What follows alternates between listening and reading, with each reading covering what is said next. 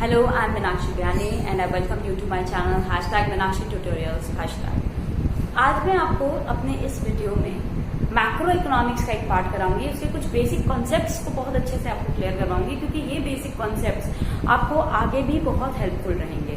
क्योंकि आगे भी जो आपका अलग अलग चैप्टर्स आएंगे आपके इकोनॉमिक्स में, नेशनल इनकम और बाकी चीजें, उन सब में ये बहुत हेल्पफुल रहेगा, क्योंकि आपको पता भी होने चाहिए। Being a student of economics भी आपको ये चीज पता होनी चाहिए। सबसे पहले मैं आपको बताती हूँ गुड्स।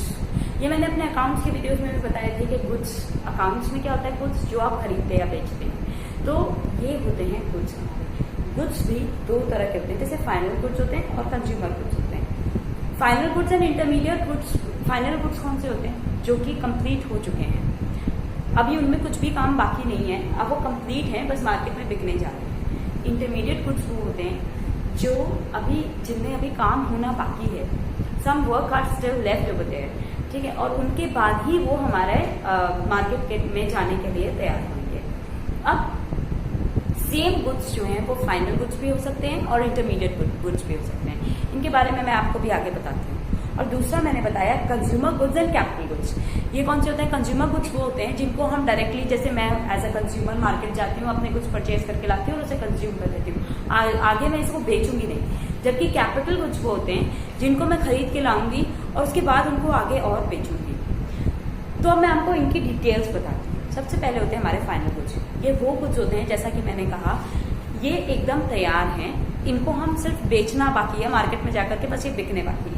यानी कि इन्होंने, आप एक वर्ड सुनेंगे, कुछ टर्म्स है ये, they have cross the boundary line of production. यानी कि जितने भी इसमें स्टेप्स होने थे, जो भी इनमें प्रोसेसेस होने थे, वो सारे कंप्लीट हो चुके हैं and now it is ready to be used by the final consumers.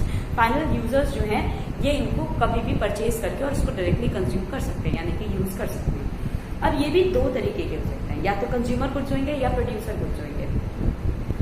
Accordingly अगर मैं देखूं तो फाइनल गुड्स जो है, फाइनल कंज्यूमर गुड्स और फाइनल प्रोड्यूसर गुड्स होते हैं। फाइनल कंज्यूमर गुड्स वो होते हैं जो, जैसा मैंने कहा, कि मैं परचेज करूंगी, घर लाऊंगी, उसे यूज कर लूंगी, खत्म। और उसके बाद होते हैं हमारे फाइनल प्रोड्यूसर गुड्स। ये प्रोड्यूसर्स परचेज करते हैं एज एन इन्वेस्टमेंट, जो कि उनको आगे फर्दर प्रोसेस ऑफ प्रोडक्शन में हेल्प करेंगे।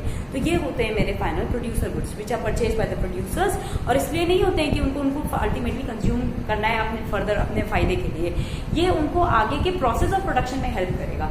इसका मतलब, जैसे कि मान लीजिए मैं एक बिजनेसमैन हूँ और मेरी फैक्ट्री है, सपोज करिए, और मैं मशीन लेकर के आई हूँ सिलाई, मान लीजिए मेरा स्टिचिंग का बिजनेस है, मैं मशीन लेकर के आई, सिलाई मशीन, और उससे अभी आगे मैं स्टिचिंग का काम आगे बढ़ा रही हूँ और जो कपड़े बनते हैं उनको आगे बेचती हूँ। तो ये मेरा प्रोड्यूसर गुड्स था, मैंने इन्वेस्टमेंट किया अपने प्रोड्यूसर गुड्स में।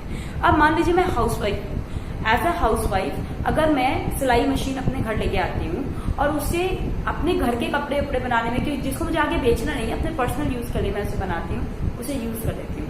तो ये होते हैं मेरे final consumer goods. I hope I am very clear about it. आगे है कि एक्सपेंडिचर जो होता है कंज्यूमर गुड्स के ऊपर में, ये हाउस होल्ड के द्वारा होता है, जैसा कि अभी मैंने आपको बताया, और इनको हम कंजम्पशन एक्सपेंडिचर कहते हैं। वेरएज़ जो प्रोड्यूसर्स पैसा लगाते हैं, इनको हम इन्वेस्टमेंट एक्सपेंडिचर कहते हैं। तो एक्सपेंडिचर ऑन फाइनल गुड्स जब भी होगा, वो कंजम्पशन एक्सपेंडिचर और इन्वेस्टमेंट एक्सपेंडिचर दोनों को मिला करके होता है, ठीक है। अब बाउंड्री लाइन ऑफ प्रोडक्शन को क्रॉस करते हैं, इसका क्या मतलब होता है, एक एग्जाम्पल के साथ मैं आपको बताती हूँ। मान लीजिए एक शर्ट है, एक रिटेल शोरूम में है, ठीक है, अब वो पूरा तैयार है बिकने के लिए, फाइनल यूजर आएंगे, उसको खरीदेंगे, घर ले जाएंगे और पहनेंगे। इसमें कोई भी वैल्यू एडेड कराने की जरूरत नहीं है। जो इसका stitching, ironing, packaging and everything has been completed.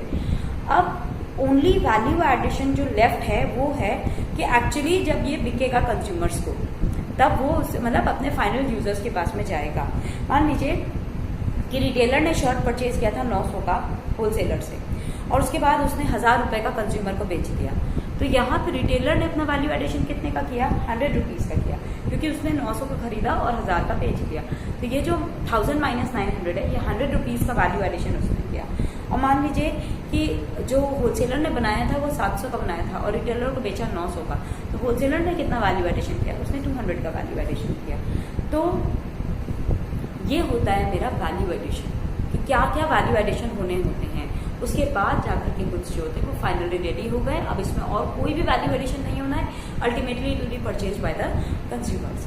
Next मैं बताती हूँ इंटरमीडिएट गुड्स क्या होते हैं। इंटरमीडिएट गुड्स जो वो होते हैं जो अभी फाइनली तैयार नहीं है, they are not ready to be sold in the market, उसमें अभी कुछ काम करना बाकी है। एज सच अगर हम देखें, अगर हम इसको इस पॉइंट ऑफ व्यू से समझे तो अभी ये रॉ मटेरियल है and you have to do some work on it and after that will be sold to the final users. जैसे मान लीजिए ये शर्ट्स परचेज वाला जो हमने एग्जाम्पल दिया था, हम मान लेते कि फर्म एक्स ने फर्म वाई से ये शर्ट्स खरीदे हैं, तो फर्म एक्स अभी तुरंत उसको नहीं बेच देगी, अभी उसमें उसको जो पैक करना है, अपना लेबल लगाएगी, अपना टैग बैग लगाएगी। ये करने के बाद जब वो अल्टीमेटली कंज्यूमर्स को बेचने के लिए अपने शोरूम में ले जाके रखेगी, तब वो फाइनल गुड्स होंगे। और उसके बाद जब वो बिकेंगे कंज्यूमर्स के पास, तो अल्टीमेटली उसका जो पूरा साइकिल था वो खत्म हो जाएगा। तो इंटरमीडिएट गुड्स वो होते हैं जो कि बाउंड्री लाइन ऑफ प्रोडक्शन के अंदर में हैं, उनमें अभी और वैल्यू एडिशन होना बाकी है और उसके बाद ही वो मार्केट में बिकने के लिए तैयार होंगे। तो वैल्यू ऑफ इंटरमीडिएट गुड्स जो होते हैं अल्टीमेटली वो फाइनल गुड्स का पार्ट बन जाते हैं। जैसे अगर मान लीजिए कि मैं प्रोड्यूसर हूँ और मैंने गुड्स खरीदा, जैसे किसी भी एक होलसेलर से लाई मैं 900 रुपये का, क्या मैं 900 का 900 में बेच दूंगी? बिल्कुल भी नहीं, मैं भी तो अपना वैल्यू एडिशन करूंगी। तो ये अल्टीमेटली मैं अब बेच देती हूँ 1000 में, 1100 में, अपने अल्टीमेट यूजर्स को मैंने उसे बेच दिया।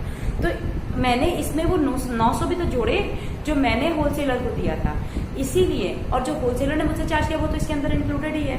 तो ऑब्वियसली जो फाइनल गुड्स होते हैं उसी अमाउंट को हम लेते हैं जीडीपी के कैलकुलेशन में, यानी कि ग्रॉस डोमेस्टिक प्रोडक्ट के कैलकुलेशन में। जब हम नेशनल इनकम का कैलकुलेशन करते हैं उसके अंदर में हम फाइनल जो अमाउंट होता है गुड्स एंड सर्विसेज का उसे इंक्लूड करते हैं। द रीजन इज दैट अगर मान लीजिए होलसेलर का पैसा भी हम बार बार जोड़ लेंगे, रिटेलर का भी जोड़ लेंगे, सबका जोड़ लेंगे, तो इसको हम प्रॉब्लम ऑफ डबल काउंटिंग के अंदर में फंस जाएंगे। डबल काउंटिंग क्यों? क्योंकि मैंने दो बार एक ही चीज को, रिटेलर तो ऑलरेडी जोड़ चुका था ना होलसेलर का दाम, दोबारा से मैंने होलसेलर का फिर से जोड़ दिया, उससे क्या हुआ? उससे डबल दो बार आप वही दाम जोड़ रहे हो। तो ये इसके साथ सबसे बड़ी प्रॉब्लम होती है। तो ये चीजों का हमेशा ध्यान रखना चाहिए कि हम सिर्फ फाइनल गुड्स एंड सर्विसेज को जोड़ते हैं, इंटरमीडिएट गुड्स को हम साथ में नहीं जोड़ते हैं। सेम गुड्स, अभी मैंने आपको बताया था, सेम गुड्स जो है वो फाइनल गुड्स और इंटरमीडिएट गुड्स दोनों हो सकते हैं। It is not possible to name one set of goods as final goods. अब मान लीजिए आटा है, मैं मार्केट से घर के लिए लेकर के आई थी, मैंने घर में रोटी बनाई, खत्म कर दिया, ये फाइनल गुड्स होते हैं। और वही आटा है बेकर लेकर के गया था, बेकर ले जाके उस पर उसने वैल्यू एडिशन किया, उसका केक बनाया, ब्रेड बनाया, बिस्किट्स बनाए, वॉट तो वो जो था उसके लिए इंटरमीडिएट गुड्स था। वही आटा उसके लिए इंटरमीडिएट था और मेरे लिए फाइनल था। तो इसको डिस्टिंग्विश करना बहुत मुश्किल होता है कि किसके लिए वो फाइनल था और किसके लिए इंटरमीडिएट था। तो ये जो डिस्टिंक्शन होता है it depends upon the end use of the goods. End use मतलब अल्टीमेटली कहाँ तक हुआ। जैसे sugar as a raw material जब हम यूज करते हैं बिस्किट्स वगैरह को बनाने के लिए, तो वो इंटरमीडिएट गुड्स है। और वही शुगर अगर मैं घर लाती हूँ, अपने चाय दूध में डाला, हमने खत्म कर दिया, मिठाई बना के खत्म कर दिया, तो ये जो था मेरा फाइनल गुड्स था। तो ये इसके ऊपर डिपेंड करता है कि मेरा एंड यूज इसका क्या है। एंड यूज से ही मुझे ये पता चलेगा कि ये गुड्स फाइनल थे या इंटरमीडिएट थे। इंटरमीडिएट थे तो हम उसको इंक्लूड नहीं करेंगे, ग्रॉस डोमेस्टिक प्रोडक्ट के कैलकुलेशन में हम उसे यूज नहीं करेंगे। अदरवाइज अगर मेरा ये एंड यूज था तो हम उसे यूज करेंगे। अब जो कंज्यूमर गुड्स होते हैं कई तरह के होते हैं। एक तो होता है durable goods, semi durable, non durable या नॉन मटेरियल गुड्स, यानी कि जो सर्विसेज होती है हमारी वो नॉन मटेरियल गुड्स के अंदर आती हैं। तो ड्यूरेबल गुड्स कौन से होते हैं? जैसे कई साल जो चीजें चलती हैं हमारे पास में, जैसे रेडियो, कार, टीवी, एक बार लेकर के आए, कई साल हम उसे यूज करते हैं, तो ये क्या होते हैं? मेरे ड्यूरेबल गुड्स होते हैं। सेमी ड्यूरेबल गुड्स कौन से होते हैं? सेमी ड्यूरेबल गुड्स जो होते हैं जैसे कि हम कुछ टाइम के लिए उसे यूज करते हैं, उसके बाद हमें उसको डिस्पोज करना पड़ता है। फॉर एग्जाम्पल क्लोथ्स हो गए या क्रॉकरी, फर्नीचर, इलेक्ट्रिक गुड्स, तो ये सब चीजें कुछ टाइम चलते हैं, उसके बाद हमें इन्हें चेंज करना पड़ता है, मतलब कि इनकी लाइफ ड्यूरेबल गुड्स से थोड़ी कम होती है। फिर आते हैं हमारे non durable goods. Non durable goods या पेरिशेबल आइटम या सिंगल यूज गुड्स, हम घर लाते हैं, तुरंत सब्जी लाए, यूज किए और खत्म हो गई, तो ये इतना ही चलते हैं, एक बार यूज करेंगे, उसके बाद हम उसको दोबारा यूज नहीं कर सकते हैं। तो ये LPG, milk, vegetables, petrol, all these are single use goods. फिर आ जाती हैं हमारी सर्विसेज। सर्विसेज जो भी है नॉन मटेरियल गुड्स होती हैं, डायरेक्टली ह्यूमन वांट्स को ये सेटिस्फाई करती हैं, and the person who is to avail these services should be available there, should be available to avail these services himself. For example, अगर आप डॉक्टर के पास जाते हैं, आप बीमार हो तो आपको खुद जाना पड़ेगा डॉक्टर की सर्विसेज देने के लिए, किसी और को भेजने से काम नहीं चलेगा। और वो सर्विसेज भी एक बार की होती हैं। आप गए, दवाई लाए, आराम मिल गया तो ठीक, नहीं मिला तो दोबारा से आपको वापस जाना पड़ेगा, क्योंकि वो सिंगल यूज सर्विस ही थी। उसके बाद सेकेंड टाइम आप जाओगे, उसके बाद फिर से दिखाओगे, फिर से जो भी डॉक्टर कहेगा आपको वो मानना पड़ेगा। तो ये जो चीजें होती हैं, ये जो सर्विसेज होती हैं, आपको बार बार खुद के लिए अवेल करनी पड़ती हैं। सिंगल यूज होता है इनका, एक बार ही आप इनको यूज करते हो, उसके बाद दोबारा से आपको इसको रिपीट करना पड़ता है। कैपिटल गुड्स क्या होते हैं? कैपिटल गुड्स होते हैं जैसे प्लांट एंड मशीनरी, असेट्स, जो हमारे जितने भी फिक्स असेट्स होते हैं वो हमारे जो होते हैं वो कैपिटल गुड्स होते हैं। और ये जो गुड्स होते हैं ये प्रोड्यूसर्स कब परचेज करते हैं? या तो पुराने गुड्स को रिप्लेस करने के लिए, क्योंकि वो खराब हो जाते हैं या ऑब्सोलीट हो जाते हैं या टेक्नोलॉजी ओल्ड हो गई है, वेयर एंड टेयर हो गया उनमें, तो वो उन्हें चेंज करना पड़ता है। और दूसरा, वो एडिशन कर रहे हैं कैपिटल स्टॉक में। जैसे कि मेरे पास अगर 5 मशीनें हैं, क्योंकि मेरा प्रोडक्शन अच्छा, मेरा सेल काफी अच्छा चल रहा है, तो मुझे एक और नई मशीनरी खरीदी है, तो I am adding to my original stock, जो मेरा पहले का स्टॉक था उसमें मैंने इसमें ये एडिशन किया है। तो कैपिटल गुड्स जो होते हैं ये फिक्स्ड एसेट्स होते हैं जो कि कंज्यूमर्स परचेज करते हैं। और जैसे हम नट्स एंड बोल्ट्स, कई लोग कहते हैं कि नट्स एंड बोल्ट्स भी तो हम एक बार लाते हैं, बार बार नहीं लाते, तो उसको हम कैपिटल गुड्स में क्यों नहीं लेते? कैपिटल गुड्स में वही चीजें लेते हैं जिनकी वैल्यू ज्यादा होती है, जिनकी कीमत ज्यादा होती है। नट्स एंड बोल्ट्स की कीमत बहुत कम होती है, तो इसीलिए हम इनको कैपिटल गुड्स में इंक्लूड नहीं करते हैं। एंड ऑल कैपिटल गुड्स, जितने भी कैपिटल गुड्स होते हैं वो प्रोड्यूसर गुड्स होते हैं, लेकिन हर प्रोड्यूसर गुड्स जो होता है वो कैपिटल गुड्स नहीं होता है। देखिए क्यों?